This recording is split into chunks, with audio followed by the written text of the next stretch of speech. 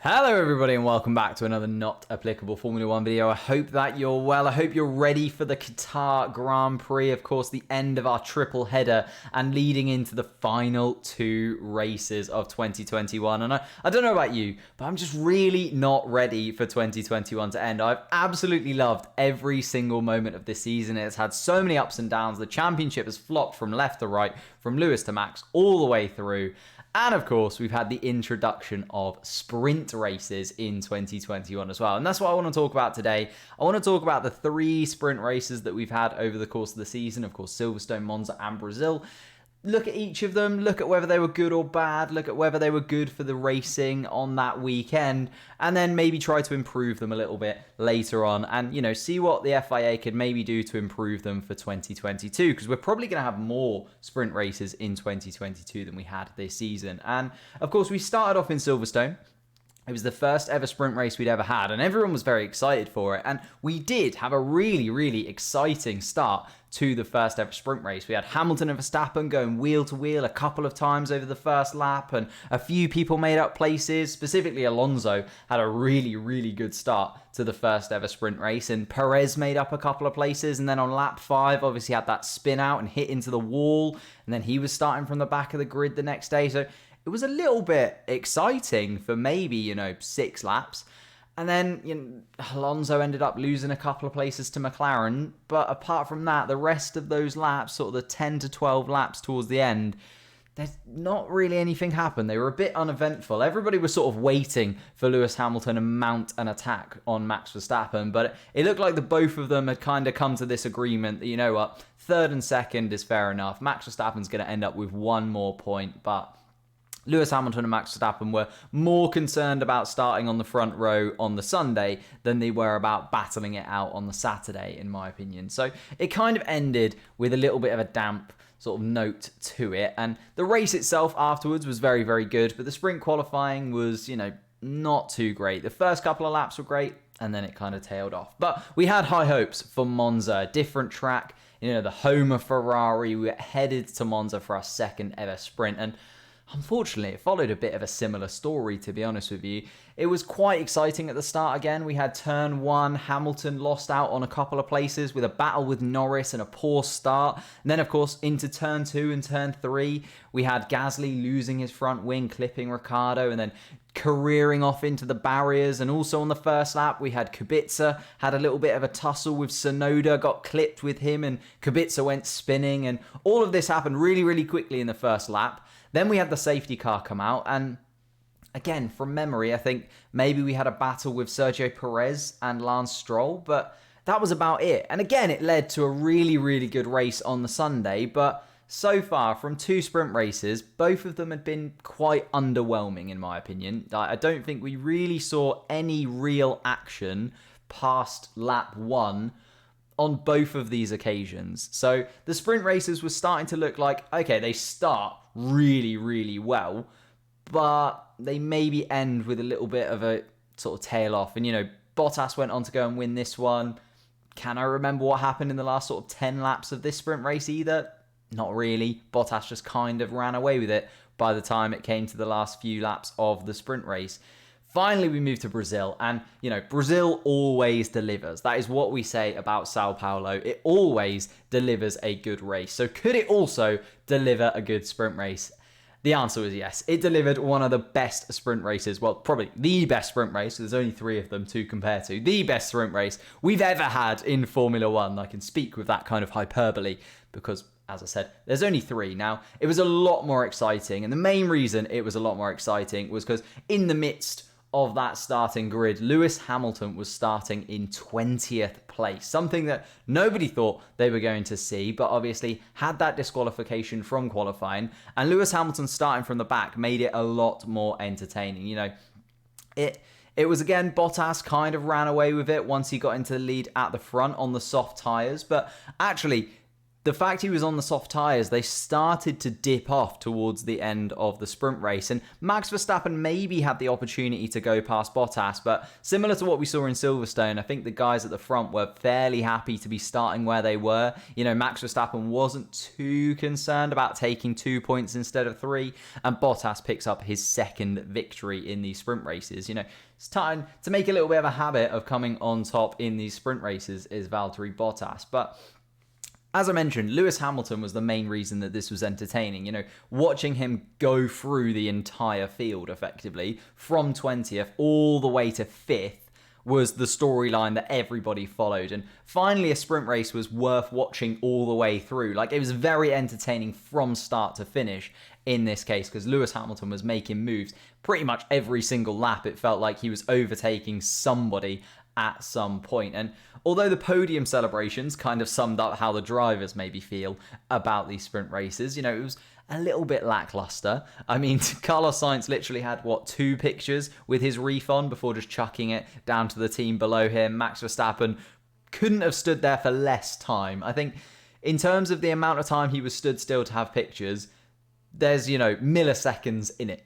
I don't think he was there for an entire second. He was absolutely gone as quickly as he could possibly be. And even Bottas wasn't even smiling for his pictures in the end either. Sort of like a half smile that Bottas has got on his face. He's not really that concerned about winning the sprint race. And that kind of sums sprint races up a little bit because, in my opinion, they're not really that entertaining at this point in Formula One. There's not really anything that mixes up the cars. I think the only reason that the Brazilian Grand Prix sprint race was entertaining was because of Lewis Hamilton. I think if you took Lewis Hamilton out of that sprint race and you didn't have those overtakes, again, it was a little bit just sort of nothing happened. And I do like the fact that the sprint races make the Fridays matter. I'm not a huge practice watcher. I'll watch it here and then. I'm not one of those diehard Formula One practice watchers, but I will watch a qualifying session if it's on a Friday, and I will watch a sprint race on a Saturday. So it does, involve me in the weekend a little bit more and makes that Friday feel like it's got some real tenacity to it. And I think the real problem with the sprint races is the fastest cars start from the front and they just go on to win. And I know what you could say, isn't that the case in the races as well? Well, yes, kind of. But, in the races, we've got pit stops, we've got tyre strategies, and it feels like it goes on long enough in a race for something else to happen, whether that is a weather change or a track conditions change or a temperature drop. Something feels like it might be able to happen in a longer formatted race than in sprint qualifying. It just feels a little bit too short for anything really extreme to happen. But with the exception of Brazil, where we did have a few cars go onto different tyres, I can't really remember anybody going out there and being, bold enough to go onto different tyres in Silverstone or in Monza for the sprint race. It feels like everybody just starts on a fresh set of whatever tyre they fancy. Everybody goes for the same because that is just the best one for the track. And we see a bit of a procession because of this. And I think also, when it comes to the race, you've got the top 10 positions, are achievable for maybe 9 out of the 10 teams. If we look at, the Constructors' Championship, 9 out of the 10 teams have scored points over the course of this season. So it is achievable for most of the teams on the grid to get into the top 10 on a fairly regular occurrence. It's not that achievable to get into the top 3 on a regular occurrence. And I know that we've only had 3 sprint races, but Valtteri Bottas has won 2 of them. Max Verstappen's been in and amongst it all of the time. Carlos Sainz was a bit of a nice surprise in that he was a Ferrari driver. But apart from that, they've sort of just always gone to the top teams, which is the case for podiums in general. But it just doesn't feel like the sprint race has anything to offer for those teams in the midfield whatsoever. It feels like they're definitely in a bit of a procession. So when it comes to the races, they're a little bit longer, and those teams at the back have something to fight for. They have 9th, 10th to fight for. And we see teams like Williams, like Alfa Romeo, battling as hard as they possibly can for just a singular point. But you don't really see that in a sprint race because the singular point is just so far away from the majority of the grid that everybody's just kind of happy to keep themselves where they are. Because qualifying for the race is much, much more important than maybe getting a glimmer of 1 point, which is so far out of the reach for, 8 out of the 10 teams, to be honest with you.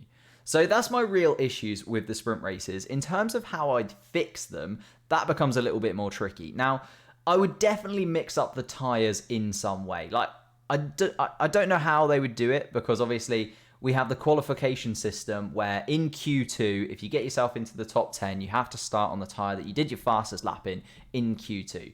We maybe need something along those lines for the sprint race as well. We need a way where more than one tyre is going to be used. And you haven't just got one driver out of the 20 going crazy and trying something different to try and, catch everybody out, because there might be some rain at some point.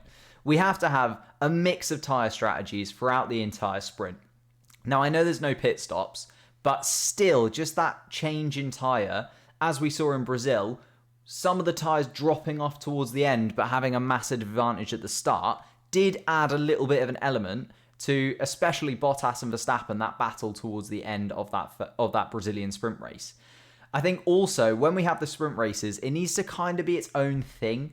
I know that we have quali, then sprint quali, then the races, and they all sort of go into one another. Like, you qualify for sprint, then you qualify for the race from the sprint. I think the sprint race should be kind of its own thing. I think it should be independent of the other two. Again, I don't really know how you would do that. Whether you take the qualifying positions from Friday and have those for Sunday, but do something slightly different with the qualifying positions from Friday on the Saturday.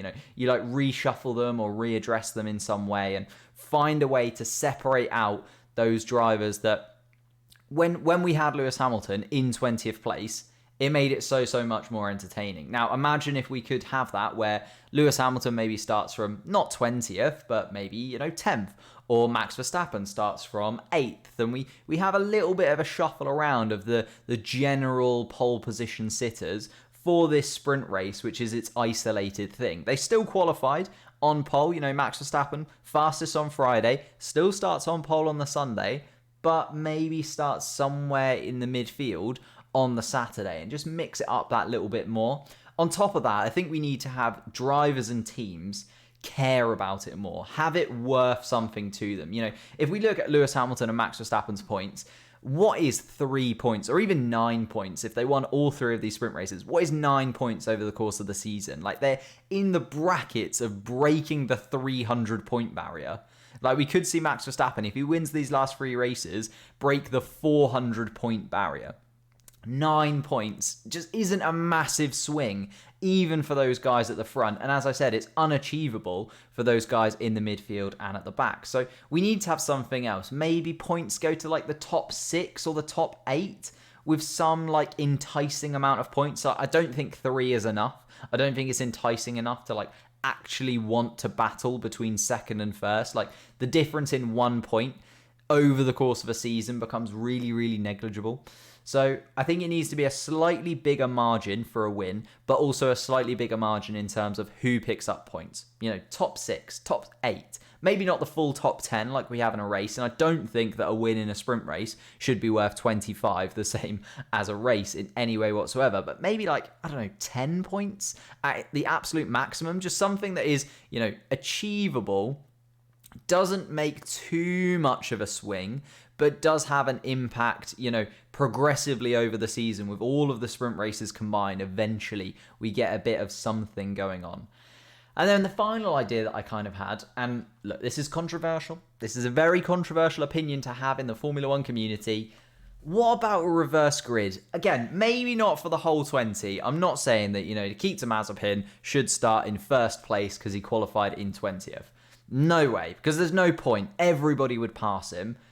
There's no point in him starting in pole. But maybe a way that we can shuffle the grid or reverse the drivers in some way again, so that we have Lewis Hamilton maybe starting in, 10th or 12th. We have Max Verstappen starting again in 10th or 9th, in and around that position where maybe even like an Aston Martin or an Alpine or an AlphaTauri can start on the front row of the grid. Like, imagine Fernando Alonso starting on pole position for a sprint race. It's probably never going to happen in the actual race itself, but, you know, a way in which he could have access to that for the sprint, or a Sebastian Vettel starting on the front row for the sprint, or a Yuki Tsunoda starting on the front row for the sprint. Like, they've qualified well enough to earn themselves a position at the front row of the sprint, but, you know, they're not like completely dead and buried like Mazepin and Mick Schumacher, where if they bothered to move them all the way to the front of the grid, it would just cause chaos down into turn one, because everybody would already be trying to get past them. And, you know, I could see that happening where, like, a couple of laps into the Grand Prix,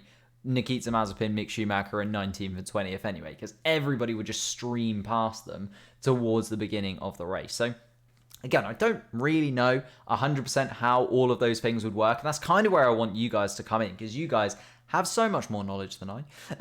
When it comes to the sprints next year, what do you want to see? What do you think would make the sprints better for next year? And if you could change like anything at all, like, do you think we should just get rid of the sprints entirely? Or if you could change one thing for next year, because we are going to have more sprint races next year, so I kind of want them to be a little bit better than they have been this year. What would you change? What kind of thing would you implement? What kind of thing, if you were the FIA, would you put in place to try and make these sprint races a little bit more exciting?